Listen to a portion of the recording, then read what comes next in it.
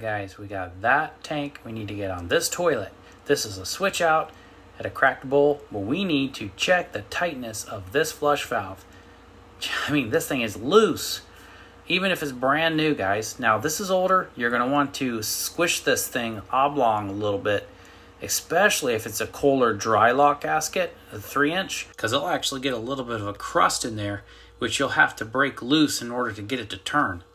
So now these are my big Nippics. I can use 2 hands and I can tighten it up with these because that's usually what I have with me. But we also can use a very large channel locks.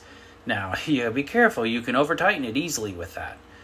Right here we have the actual Fluid Master tool for this flush valve.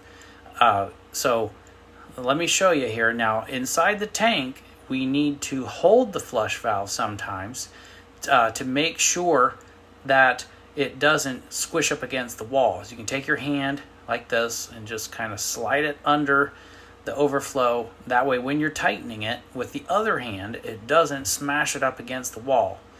So, but let's, for reference, let's back it up here. This thing turns without even any effort, a quarter turn. That's how loose this was.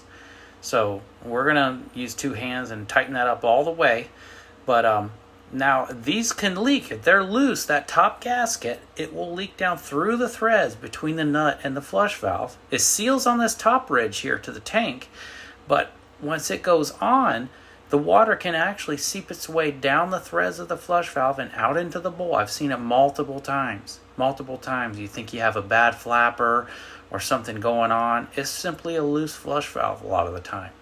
So make sure you do that. Now, of course, if these get cracked or damaged, they can leak down on the flush valve too. So there's multiple things.